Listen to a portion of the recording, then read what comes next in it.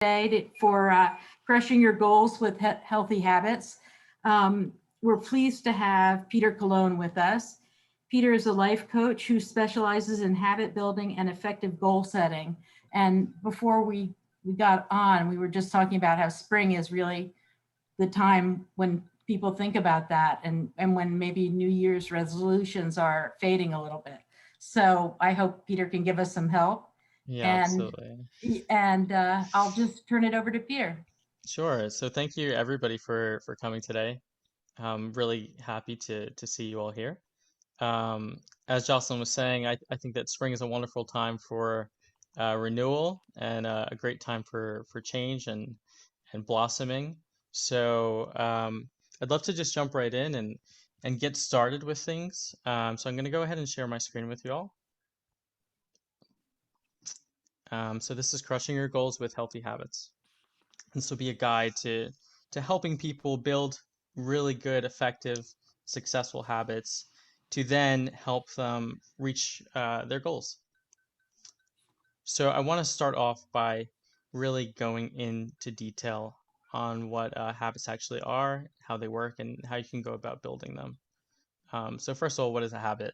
So technically, a habit is a routine of behavior that's repeated regularly and tends to occur subconsciously. And this is important to distinguish from a word that's in there, which is routine. So a lot of people do have routines, morning routines and evening routines, etc. But a big difference between a habit and a routine is that habits happen more unconsciously.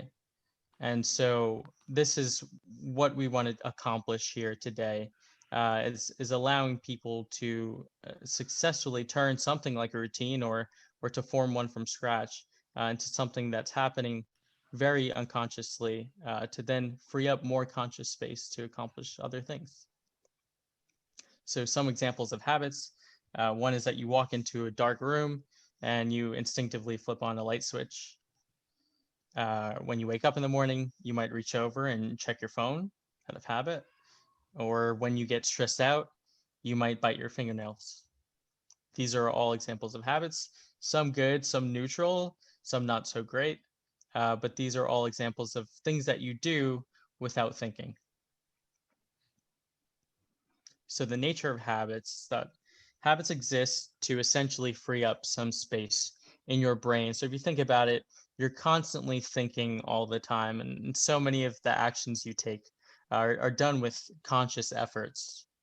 So habits really exist to help you free up some of that space by allowing things to essentially run in the background. So I use this as an example that a habit is like running a task in the background of your computer. They happen without you doing any thinking. They happen sort of second nature. It's like muscle memory. And so essentially, if you can build healthy, positive habits, then you're effectively doing things that benefit yourself without even having to think about them, without even having to dedicate any thought to them whatsoever. And that allows you to free up a lot of space to then build new habits, to learn some new things, to gain some new skills, or to just successfully benefit your life in various ways. And so habits can be good, bad, or neutral. If a habit benefits you, obviously it's a good one. If it's hindering you and really weighing you down, then it's a bad habit. And if it's neither, if it has really no effect on you, then it's a neutral one. And so a lot of habits exist in that neutral space. So many things we do as people day to day are done without really any thinking. We simply don't have the mental capacity to consciously do everything that we do in a day. When we go to the bathroom, when we flush the toilet, it's done completely unconsciously. It's just a habit. After using the restroom, we wash our hands. This, again, I hope is done habitually. It's done without much thinking. But other things, certain bad habits, um, they definitely exist. And there's so many things that people do that essentially weigh themselves down. And sometimes they're done on a daily basis. And on the contrary, people also have plenty of good habits, definitely things that you can do to benefit yourself on a daily basis. And so that's what we're here to discuss today. So forming good habits. I think that everybody here would love to be a better version of themselves. And although I think that everybody here is a fantastic person, we can all stand to better ourselves because we can all continue to grow since nobody is perfect. So whether it's to be in better shape or to be a little wealthier, to live a little happier, to live a little more successfully, good habits will allow you to accomplish exactly that. So let's get into how to actually build a habit. So one thing that's really important to remember is that habits are built over time. So if you think about the fact that habits are subconscious actions, it takes a lot of effort to turn something from a conscious action into a subconscious one. And so a lot of this is done with repetition, it's done with routine, it's done with consistency. So the more consistent you are, the more subconscious the action becomes. If I wake up at 7:30 on Monday, and then Tuesday I wake up at 7:30, and Wednesday I wake up at 7:30, Thursday I wake up at 7:30. After a few weeks, I might no longer need my alarm to wake me up at 7:30 because it's become a habit. It's something that I do habitually, and it eventually becomes like muscle memory. And I think the most important thing to remember is that it does happen over time. So if I wake up at 7:30 on Monday, I can't expect to turn my alarm off and effectively wake up at 7:30 the following day, especially if I'm not used to doing something like that. It's going to take time to build that habit. It's going to take repetition. And similarly, if I wake up at 7:30 on Monday and Tuesday and Wednesday, and then I fail to do that for, let's say, 3 weeks, I can't jump right back into it and expect that I can now keep my alarm off and wake up at the right time because I haven't been consistent enough. I haven't built up that muscle memory through repetition. So when it comes to building a habit, there are a couple of approaches to take. And I really would love to go over the system and discuss the difference between identity versus outcome-based approaches to habit building. So if you look at this ring, and I think that this applies to goals, and so this is where this really ties in. But when we pick a goal, let's just say for an example, this is a really popular one, especially for a New Year's resolution, which would be to lose weight. So let's say at the beginning of the year, I set a goal, and it's to lose 20 pounds. So if we look at this ring, that would be the outermost ring, which is outcomes. My outcome is I want to lose 20 pounds. The next ring in is processes. So if your goal is to lose weight, you would want to eat a little healthier. So maybe your processes are you're going to start counting your calories, you're going to go to the gym 3 times a week, you're going to go for walks every day. And that is going to be the processes that you take to try to achieve your outcome, which is to lose 20 pounds. Then the innermost ring is identity. And so this is where things get a little tricky. So if at the beginning of the year I set a goal to lose 20 pounds, that's not really identity based. I'm not making any claims about myself. I'm just stating something that I desire, something that I want to achieve. And so once you work through that, once you get into the processes, you'll find that a lot of times, and this is why a lot of people don't successfully reach their New Year's resolutions and goals, is that you sort of fall stagnant. You don't know what to do with yourself. Let's say if you do hit your goal. So let's say I lose 20 pounds, like what next? What do I do after that? You don't really have anything in mind. Do you lose more weight? Do you try to maintain it? What do you do? And so this is where we get into identity. And so what I would love to do is to flip things around, to work from the inside out and see what that would look like if we apply it to something like losing weight. So let's start with identity and take that person who previously wanted to lose 20 pounds for the resolution. They can take an identity based approach. And what kind of identity would allow somebody to lose 20 pounds, let's say? It would be the identity of a healthy individual, right? So some people want to just lose 20 pounds because maybe they want to look better, they want to feel better. But ultimately, what you want to do and what you're trying to achieve is you want to become a healthier individual. You want to embody these healthier processes. And by doing so, as an outcome, you lose the 20 pounds. But in this approach, you're focused on the identity first. So you start off by saying, I want to be a healthy person. In fact, I will go so far as to say that I am now embodying a healthy individual. As such, the processes that I take will be things like I will go to the gym multiple times a week. Again, I'm going to go for walks. I'm going to eat healthier food. I'm going to maintain a steady, healthy diet. And then, as a byproduct of those things, your outcome will be that you will steadily lose weight. You'll start to feel better. You're going to be in better shape. And I think that this is where people sometimes go wrong, is that they become too focused on the outcomes instead of on the identity. And what happens is, if you're a person who struggles with losing weight, let's say, if you're a person who struggles with eating healthy, with staying active, with going to the gym, doing those things won't magically become easy because they're things that have obviously already been challenges for you. You wouldn't need to lose 20 pounds if you already had the ability to do these things on a daily basis. And that's fine because a lot of people don't have this ability. And so that's okay. But the goal here is to change your identity a bit, to tweak it. So if I'm a person who is very unhealthy, I don't help myself if I uh, believe myself to be an unhealthy person. So if my goal is to lose 20 pounds, but I am telling myself I'm the kind of person who can't lose weight, I fail at dieting all the time, I'm incapable of going to the gym, I'm too lazy, um, I'm too unfocused, you're not going to benefit yourself at all because the actions you're trying to take are now in contrast with your identity. They don't align with what you believe yourself to be. And so this is what you're trying to accomplish here with an identity-based approach. You're trying to align your goals with your identity, with your beliefs about yourself. When those things align, the processes suddenly become a lot easier because they're not in contrast with who you are as a person. And so, although this thing takes time, you can gradually start to see progress if you subtly change your identity and start affirming these beliefs, these positive, healthy beliefs about yourself that will allow you to, as a result, achieve these outcomes. So next I want to move on to something which is called the habit loop. And this is how habits actually work. So it's a four-step process, a four-step cycle. Um, and really it is a loop, and we'll get into it right now. So the first step of this loop is a cue, right? Something that brings something to your attention, something that triggers. The next thing is a craving, which is the desire to take an action, right? So whatever habitual action it might be. The next thing is a response, which is how you respond to that craving.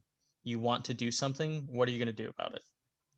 And the last thing is the reward, which is what happens as a product of your response to your craving.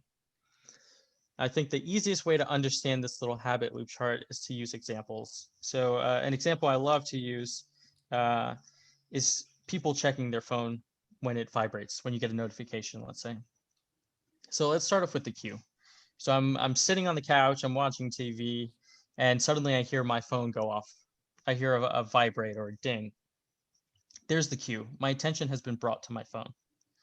Next comes the craving. So what happens when your phone goes off? A lot of times you want to check your phone. You want to look at it. Very rarely do you hear a notification go off and you leave your phone be and don't reach over and grab it to see what's going on, to see who's trying to get in touch with you. So your craving is to check your phone to see who's trying to get in touch with you, to see what's calling for your attention. The next thing would be your response. So once I hear that notification and now I desire to check my phone, my response is naturally going to be to reach over, pick my phone up, and look at what the notification was. And then as a reward of that, I feel completely satisfied because now I've satisfied my curiosity, I've satisfied my desire. I've gotten to pick up my phone, look at it, see what's going on, see who's talking to me, see who wants my attention.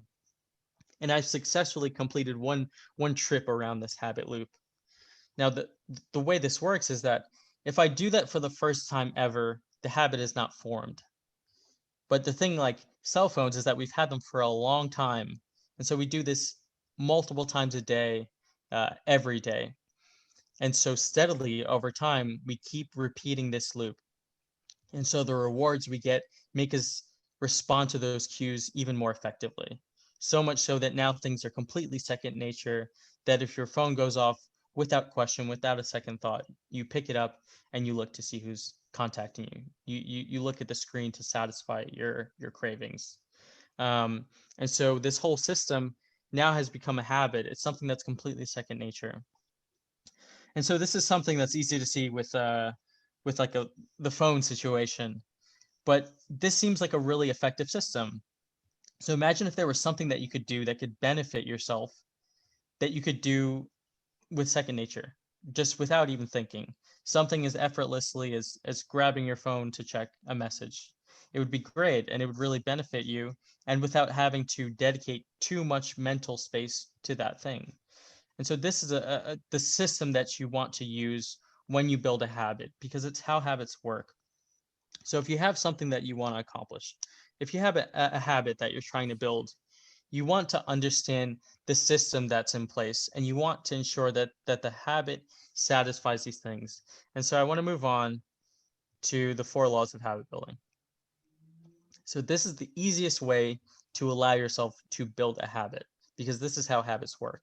And these directly correspond with the 4-step process that's here in the habit loop.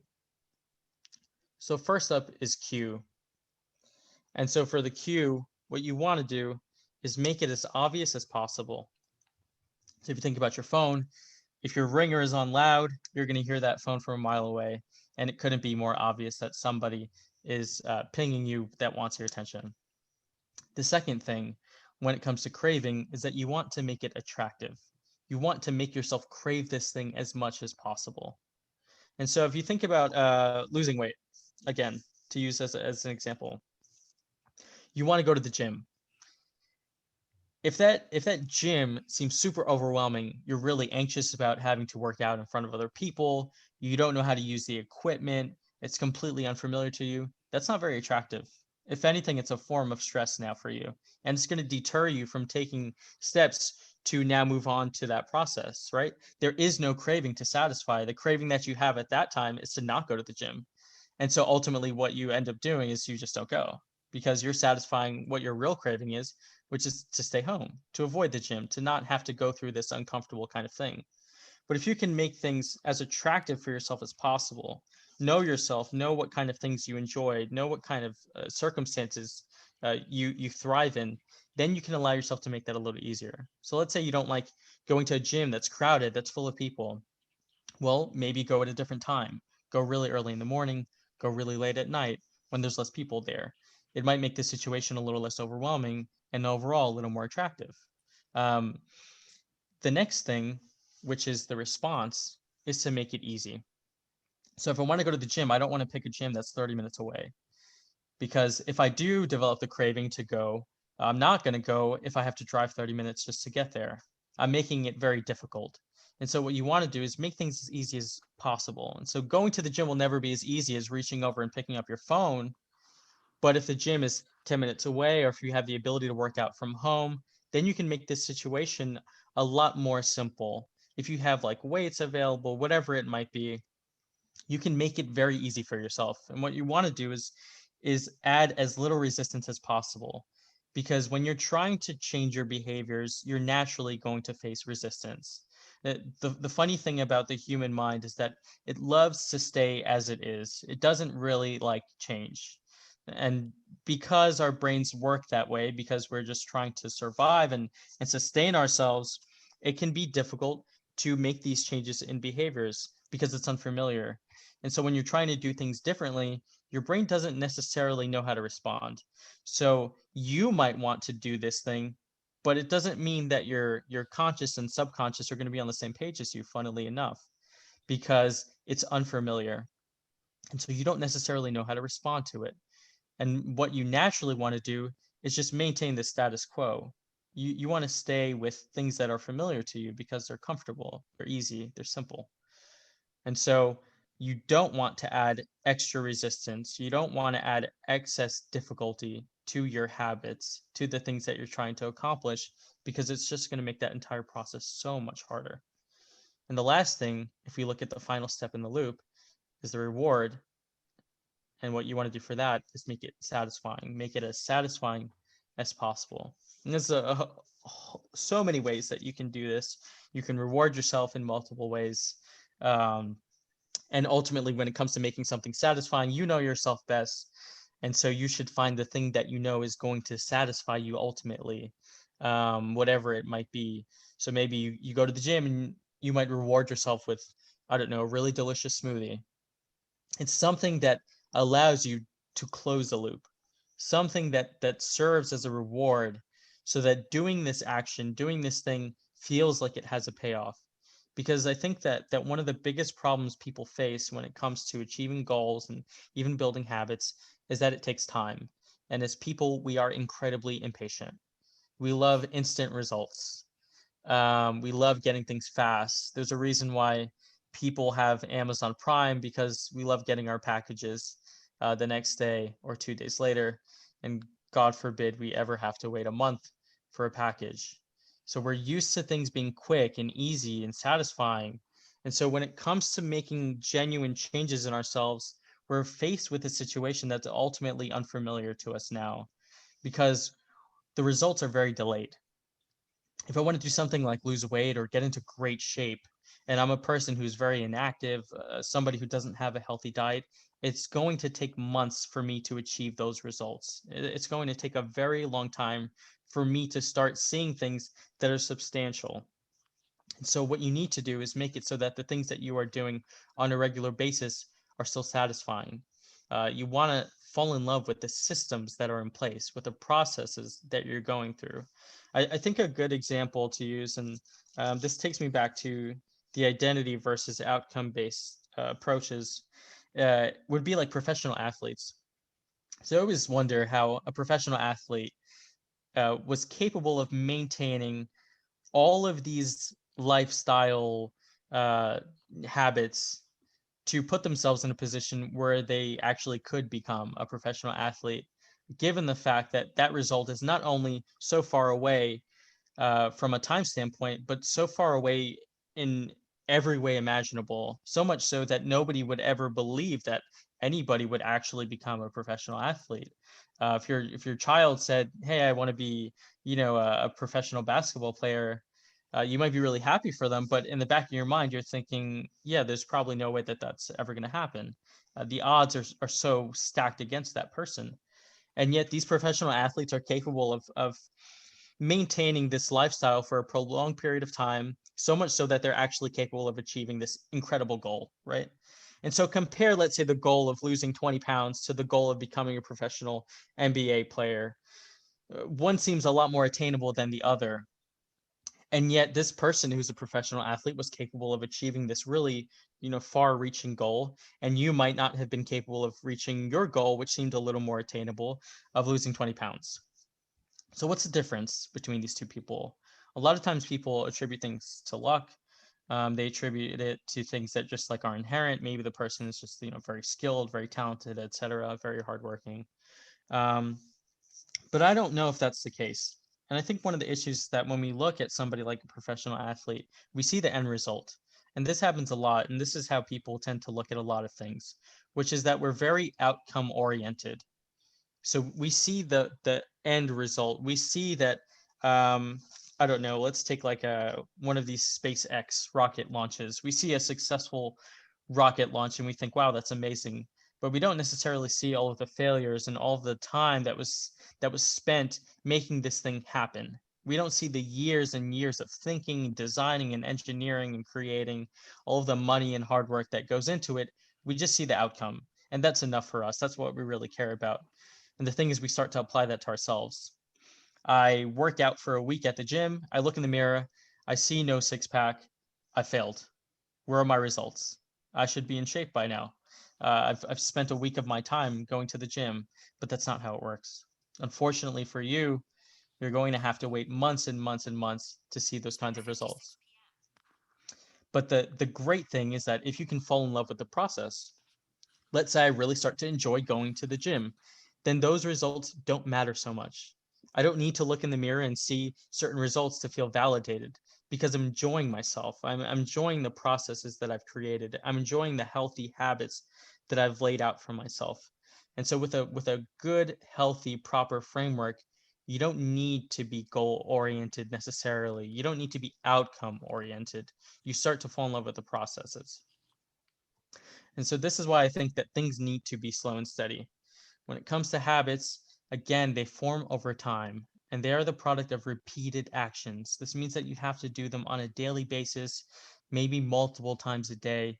You need to be consistent. You need to get through the sort of grind of it. You need to get over those initial hurdles, because the good thing is that the more you do them, the easier they start to get. And so the most effective changes to me are the smallest changes. So if I set a goal to lose 1 pound, that's definitely way more possible, way more practical, and way easier than if I set the goal of losing 20 pounds, let's say. And so you want to take a very similar approach to any habit or to anything that you're trying to accomplish, which is that you want to split things up, let's say, into smaller, more actionable, more effective, and efficient goals. And the same thing applies to habits. If you're trying to form a habit, let's say you want to wake up early, right? And this is a good habit for people to form. So let's say every day I want to start waking up at 5:30, but I'm a person who usually wakes up at 10 a.m. I don't want to magically make my new habit, make my new goal to wake up every day at 5:30, right? Because it's a huge stretch. It's a massive change. So what happens if I apply something like this 1% rule, which is here at the bottom? What happens if I try to improve myself by just 1%? A very small percent when you look at it. But let's say, I make my goal to wake up at 9:30. It's definitely more doable. And then the next week I make it 9 a.m. And then I make it 8:30, and then 8 and 7:30 and so on, until inevitably I arrive at the point where I'm capable of waking up at 5:30 every day. And I do it so long that it becomes second nature to me. And this is the effectiveness of what I call the 1% rule, which is to make these small, tiny, tiny incremental adjustments, these small little changes in multiple aspects of your life. Because the thing about 1% is that it's small, but if you have 100 of those, they suddenly begin to really add up. And so I don't need to go all out on one habit, because it's going to be really hard. And really I'm setting myself up for failure, because I know it's going to be too difficult to do and too difficult to sustain. But if I'm making these small 1% changes in multiple aspects of my life, if I'm saving 1% more money, if I'm spending 1% less, if I'm going to sleep 1% earlier, eating 1% healthier, these small tiny changes start to add up. And so I like to think of habits sort of as compound interest. His compound interest is small, but the more money you have, the more you compound, the more that interest starts to represent. And over time, the more it compounds, the bigger the results are. And so when it comes to habits, the more healthy habits you're capable of forming, the more that they'll compound and the more changes you'll see in your day-to-day life. So now I'd like to move on specifically to goal setting. And I think that the same approach applies. And so when it comes to setting goals, I believe that you should set small, actionable goals. You have to be realistic. And most importantly, you have to be patient. We've gone over the process and identity oriented approaches versus the outcome based approaches. And this really applies to your goals. I said before how if you are outcome oriented, you're essentially going to set yourself up for failure. That doesn't mean that everybody will fail, but I believe that more people will succeed if they focus more so on making these identity changes, these small 1% identity changes, instead of focusing on these grandiose kind of outcomes, these really big goals that are really far away and really difficult to attain. And so now I'd like to get a little more interactive, and I'd love to hear from some of you, because I'd like to have the chance to have whoever would love to share a goal of theirs, a New Year's resolution, whatever it might be, to share that goal, and then to work through these processes, to work through these approaches, to see firsthand how you can benefit yourself and make that goal a lot more of a reality. So I'm going to stop sharing my screen for a moment. And if anybody here would love to share a goal of theirs, that would be fantastic. So feel free to unmute and offer one up um, if you feel like doing so.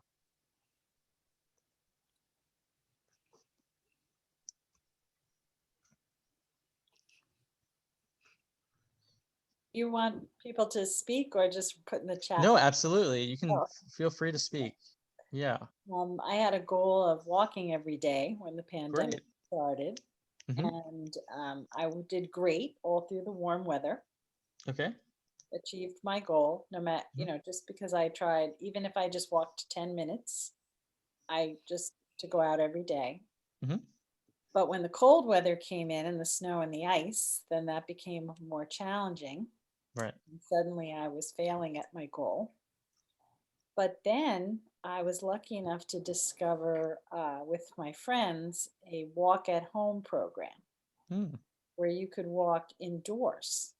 great. And it's actually quite effective. You hardly need any space. Hmm. Um, but they make it interesting and they make it so you can keep your goal of walking. Right. So if I do 10 minutes, so now I just apply what I did outside to inside. I Hmm. just, even if it's 10 minutes, I just try to do it every day. Right. And then sometimes I do 3 miles, sometimes I do 5 miles. It's Hmm. amazing. That's terrific. Yeah, so it sounds like you've actually successfully built a bit of a habit for yourself, but you've gone through the experience of I think a lot of people face this where they start off strong at something. They are hitting that goal, or at least they're on track to, and then they run into their first major obstacle. Suddenly, the thing seems less attractive, and so they run into an issue. And so you managed to find a way to bypass that, where you've managed to find something even more attractive, even more simple, which is walking at home. So I don't think it can get any more accessible than that. There's no major hurdles that you have to get over besides maybe mental ones to walk around your home. And so I think that that's great.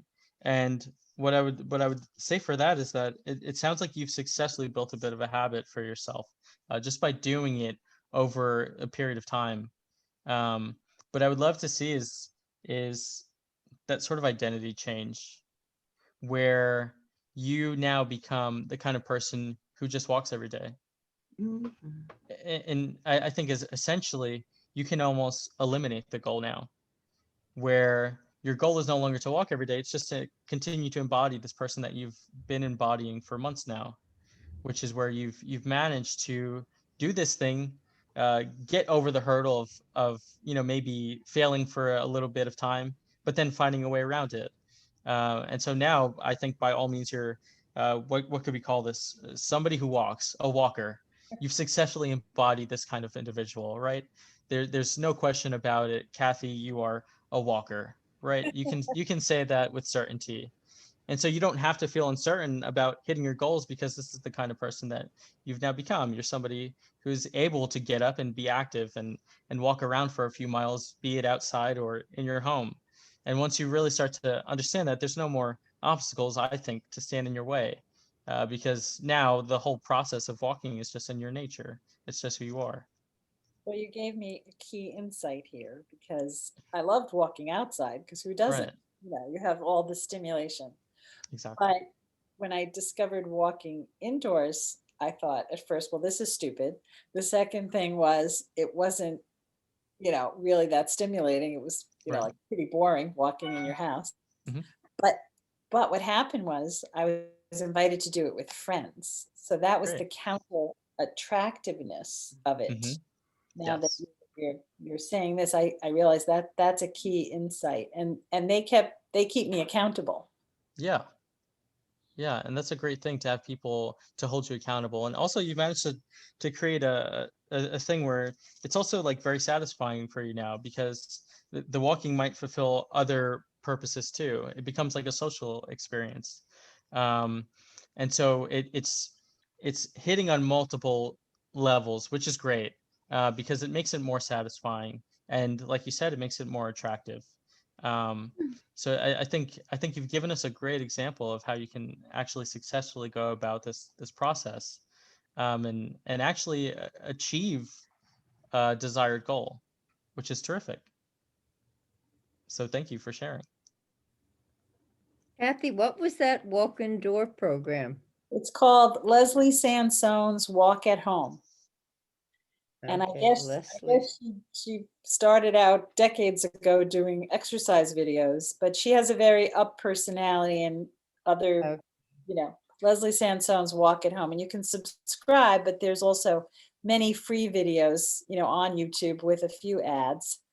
And it's it's just wonderful because it keeps you up, but you can't believe what a great workout it is. I mean, you can do 5 miles and manage to do it at any age. So you just go with, you know, your level. But Peter's giving me a great insight into why this has worked, because I was very resistant to it That was indoors. my next question. It sounds like you already took Peter's course. No, but he's made me understand what Yes, happened. it's I'm happy fascinating. to hear that. I still want to walk outside. Like, you know, Yeah, I really want to walk outside. But in this pandemic, being stuck indoors, just we all, I think, discovered that the internet is amazing and has absolutely. so much to offer, and was our lifeline for many of us, especially in the Northeast where we were stuck indoors. So Yeah, absolutely. And I think that's great. And thank you for sharing. And Jocelyn typed it in the chat if anybody else is interested in that, because I think that is actually a very cool thing and a great way to stay active. Um, does anybody else have a goal that they would like to share, something that they've been trying, maybe a New Year's resolution that they have set, that they've either, accomplished or haven't accomplished, that they might be struggling with? I raised my hand. Sure. I need help making the schedule. I have so many things that I want to do, and can't seem to keep a schedule. I get upset with myself Mhm. when I have to keep a schedule. But I know that it's a good thing to do. It's not like making a habit, but it's still being orderly, having something which is good on a schedule.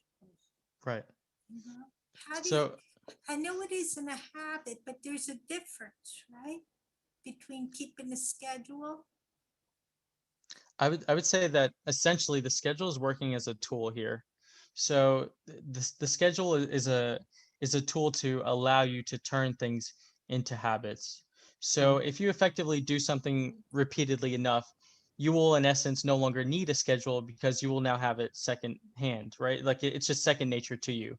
So you don't really need to rely on that if there's certain things that you're trying to achieve.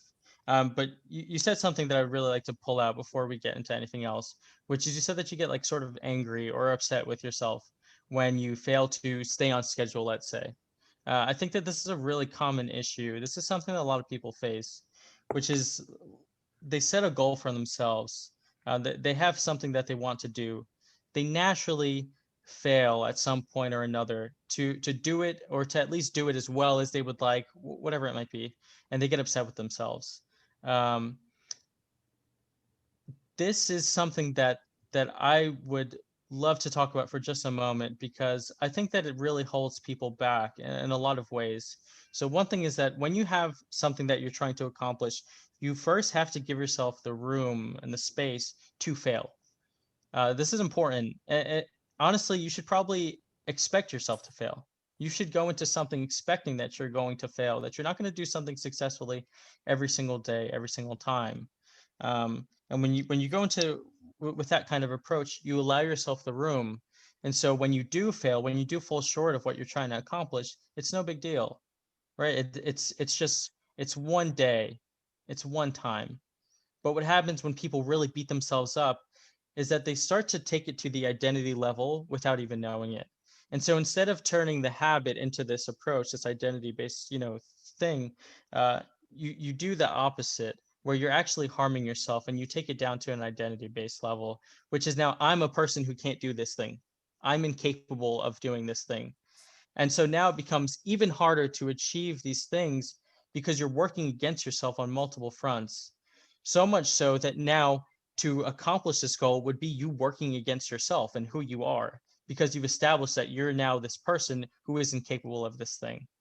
And so to do this thing now means you have to work against who you are as a person. It's now unnatural to you. And so what you want to do is allow yourself the space to fail, to fall short, and to never assume the identity of a person who can't do whatever the thing is.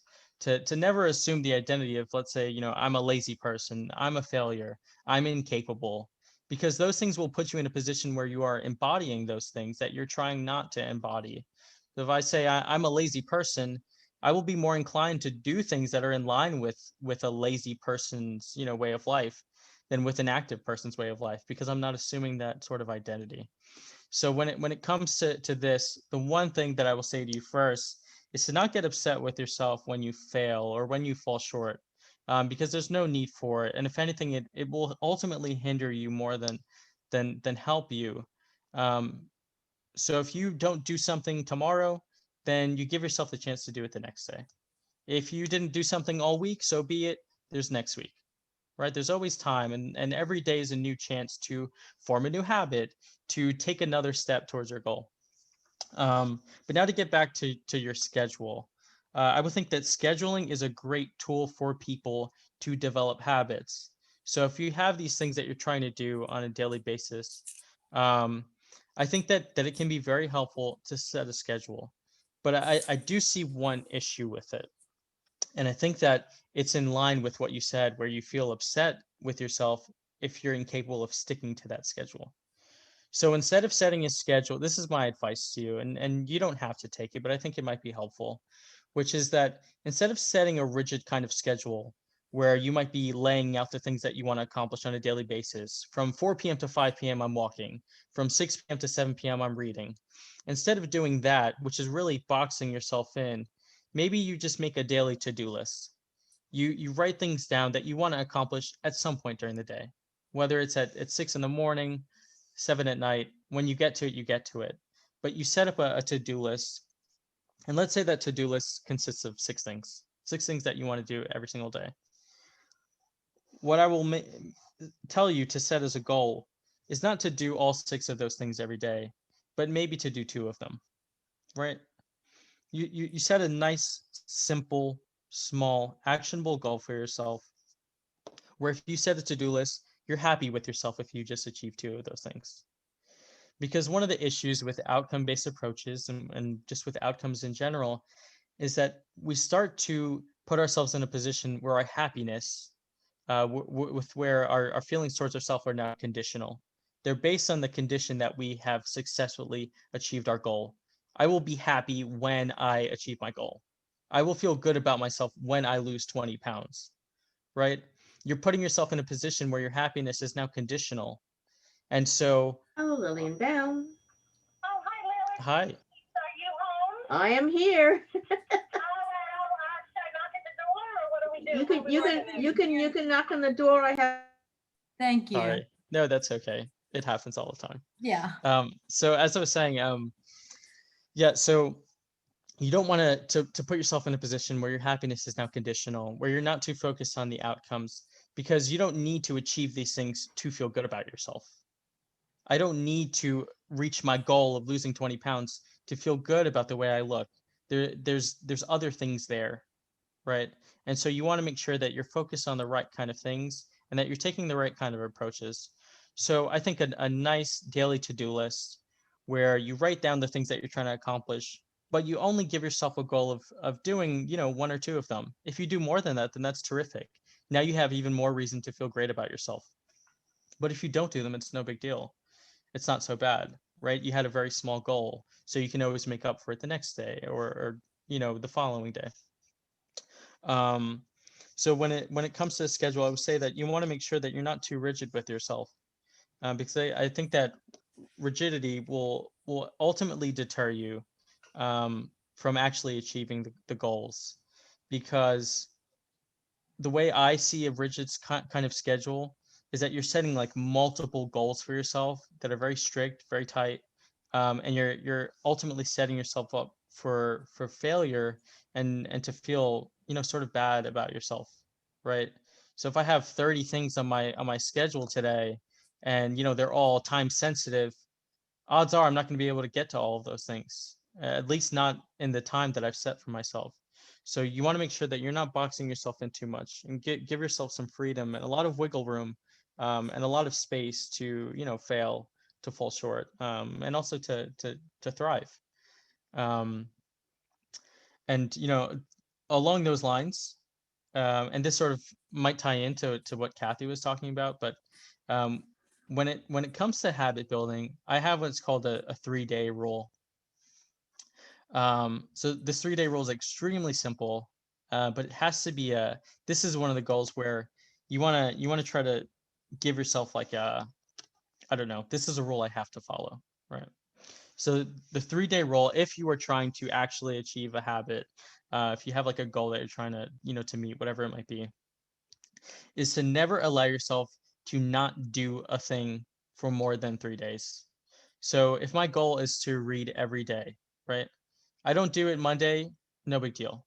I don't do it Tuesday, that's fine. On Wednesday, I better read, because if I don't, that habit is going to be lost. I will not read for the rest of the week. And I will put myself in a position where it no longer even seems attainable, right? I've now put so much distance between me and the person. So okay, let's say on Sunday I read, right? By Wednesday, it was days ago that I read. And so it feels so far away, that action seems so distant, that it now no longer seems to even apply to you. It's like, you know, the person I am today wasn't that person. You know, I was capable back on Sunday, but now I've lost that capability. Um, and you put yourself in a position where, you know, you're going to just stop, because now the new habit becomes not doing that thing.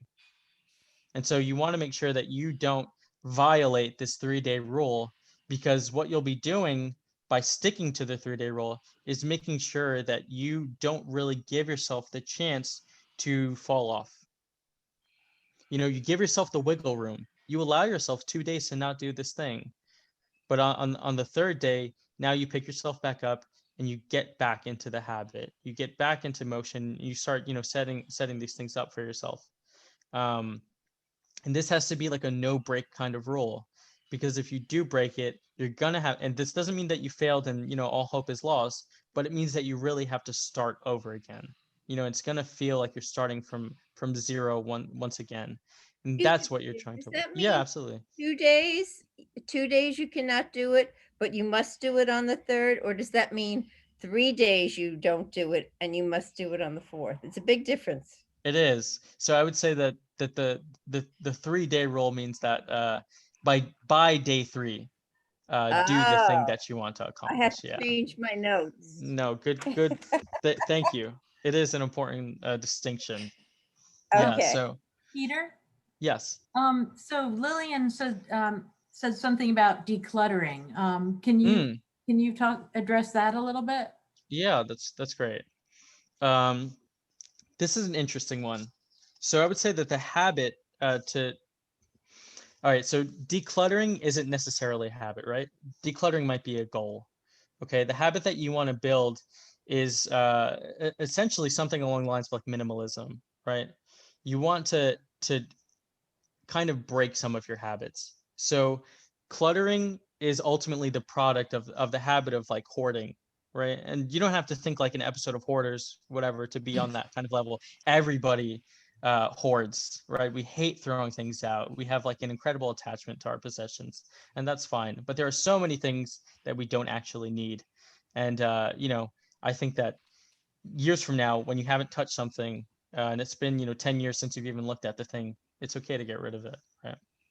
So the habit you want to build to help fight against that decluttering would be the habit of, you know, maybe eliminating things that like are unnecessary. Um, and then the other habit would be making sure that you avoid maybe attaining things that are unnecessary to you, right? Trying to shy away from a bit of materialism, let's say. Um, and start embracing a more minimalistic kind of approach where you're eliminating some of these excess things that are in your life. Um, so I would say that for decluttering, a good habit that you might be able to build that's like really actionable and it's also a goal, might be just like removing one thing a day. Something as small as that. Let's start, tomorrow. You want to just throw or donate, repurpose, whatever you want to do with it. One thing every day. It's small, it's simple, it's attainable, right? This is something that you can accomplish. So if let's say my closet, and I've had this problem in the past, my closet is just packed full of clothes, right? I have way more clothes than I ever wear. Let's go through the process of now every day I'm going to, donate an article of clothing that I no longer really wear. And the first day might be hard, the second day might be hard, but in a couple of weeks, your closet is going to be emptied out. And the process will have gotten so much easier. And as a byproduct of doing that, what you'll find is that you'll put yourself in a position where you now no longer want to, uh, have a cluttered closet. You've gotten to enjoy the experience of having a decluttered kind of home. And now you don't want to put yourself in that place again where you're recluttering your home, right? If you get into the habit of decluttering, of going through the process of eliminating things that are unnecessary, and also not, purchasing or attaining things that are unnecessary for you, then you will never find yourself in a position again where you're in a cluttered kind of home, a really cluttered kind of space. Um, so that is an interesting one. I think it's something that a lot of people do. Um, yeah, and I would say that the habits have to sort of dictate your actions there, which is exactly that, getting rid of the things that you don't need and making sure that you no longer attain as many things that are unnecessary for you. Um, and I hope that helps a little bit. So anybody else have any goals or any questions? Yeah, Barry. Hey, yeah, thanks for this. This is great. No problem. So I find that the things that I want to change, what makes them hard is that they require me to give up something that I really love, or give up as much of something that I really love. So that's where I usually get bound up. So I'm sort of like trying to think of in your paradigm.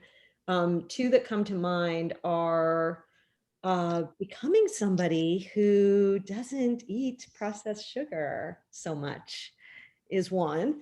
And then another one is getting to bed early. Okay. So I have a love of television and ice cream. Got it. Yeah. Don't we all?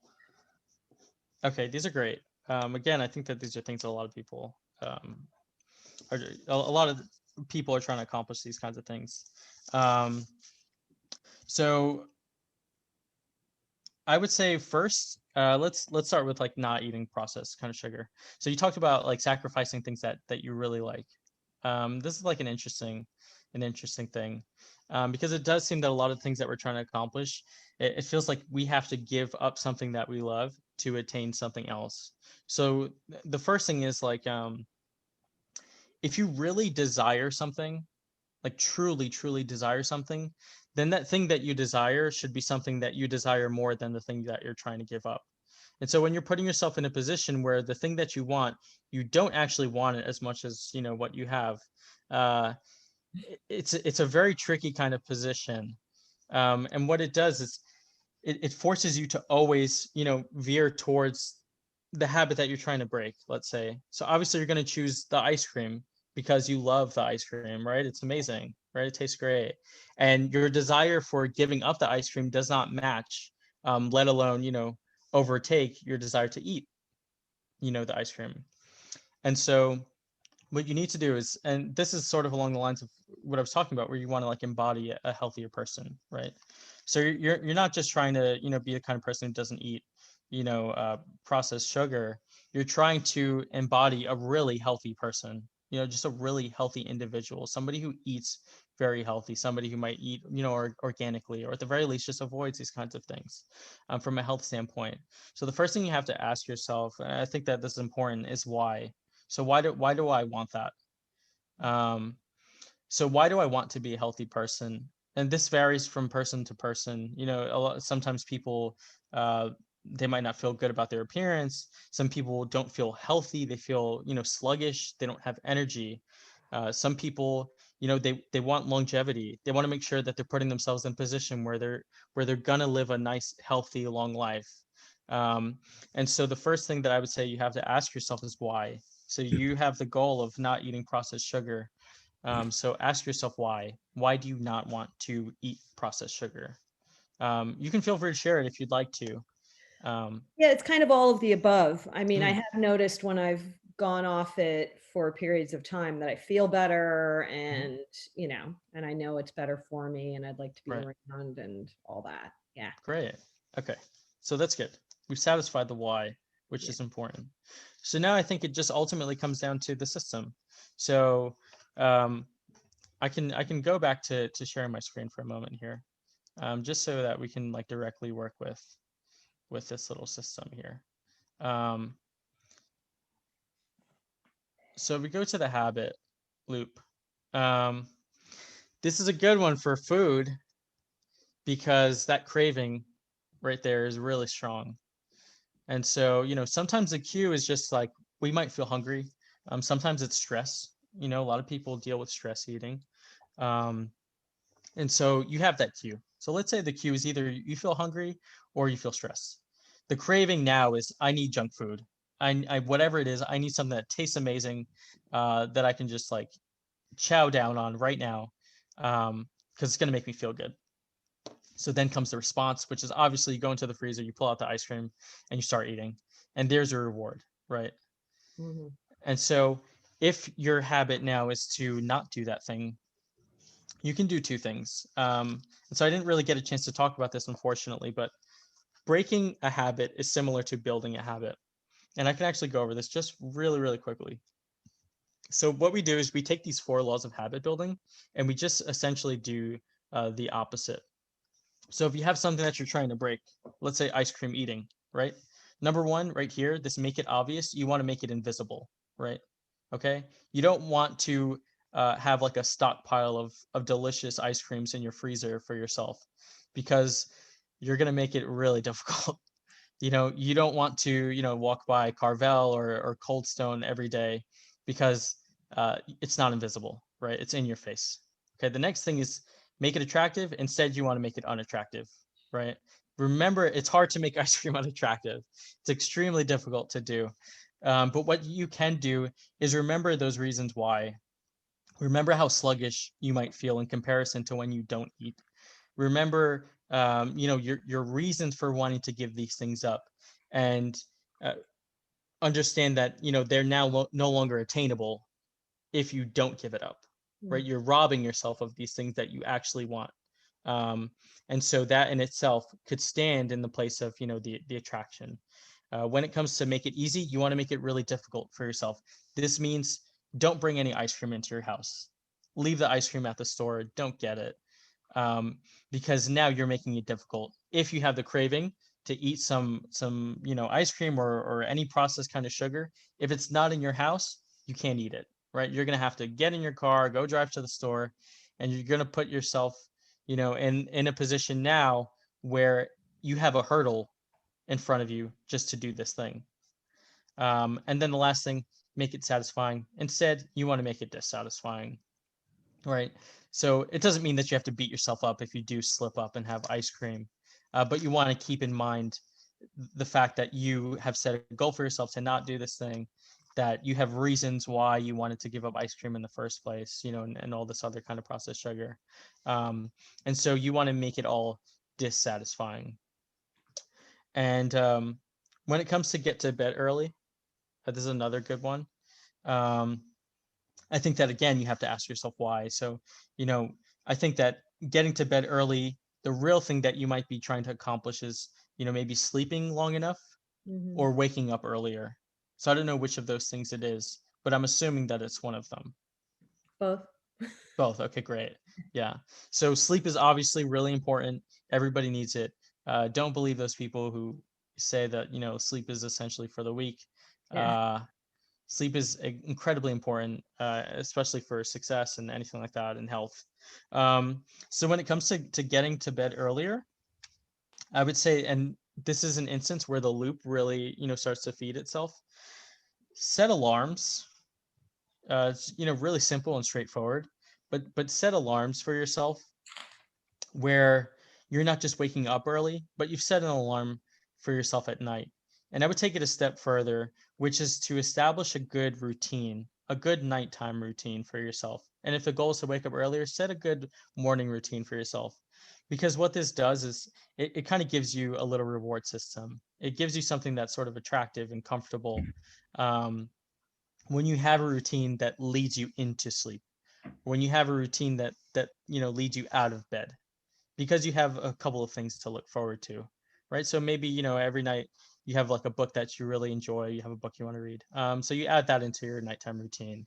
Maybe you have a show that you really love to watch, right? Maybe you just wait, you watch it, right before bed. So you give yourself something that can lead you into the position you want to be in, that can lead you into bed.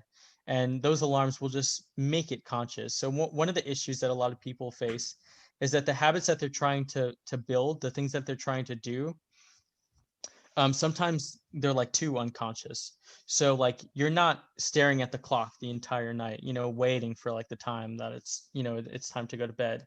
You're probably not going to look at the time for quite a while, and you might just stay up too late without even realizing it.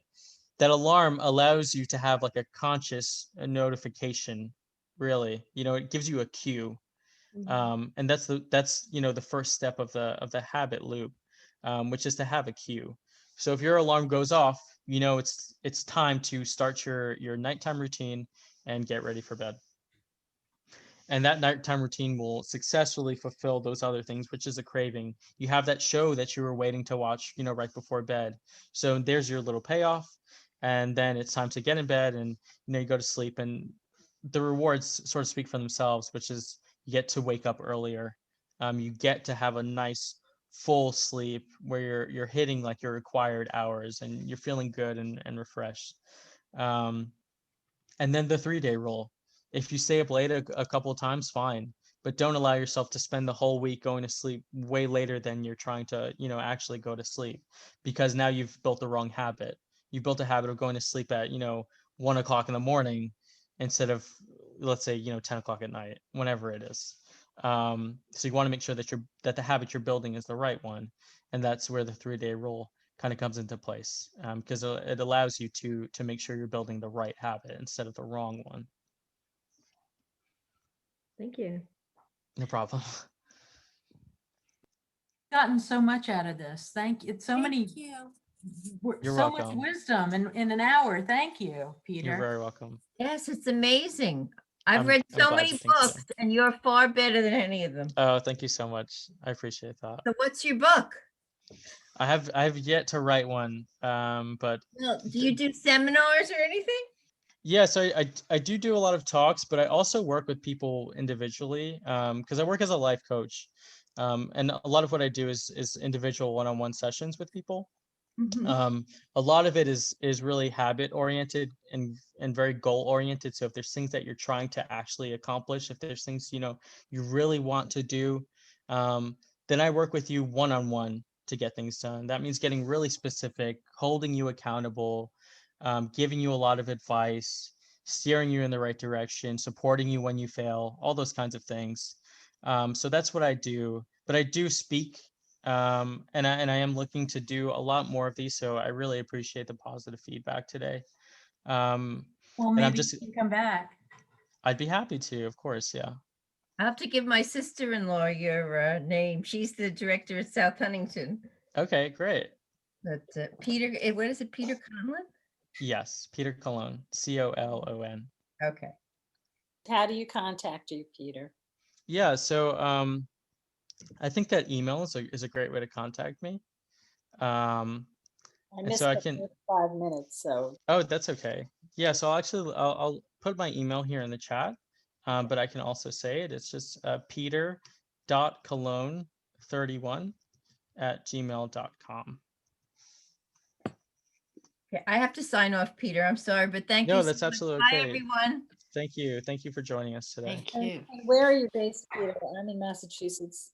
Okay, I'm actually in North Carolina. Really? Um, Wow. yeah, but through the power of Zoom, I'm able to talk to people all over the world. So Yeah. yeah, I have people I talk to who are like in Europe, yeah, everywhere. So Because I'm a social worker and I work with the ah, National Association of Social Workers. So okay, I think, we will definitely be contacting you. great. We'll I'm just happy to be hear doing that. it. Thank you. Thank you. I'm Thank you. muted. I always do that. I always Oh, talk. that's when I'm muted. okay. I just want to say a final thank you that I really took a lot away from this and Mhm. very much appreciated, Peter. And we'll do something again. Sure. Good. You're all very welcome. Thank you everybody for coming. I hope you all got something from this today. Certainly So- did. Good night, everyone. Thank you. Good night, everybody. Thank you very Bye. much. Take care. Bye-bye.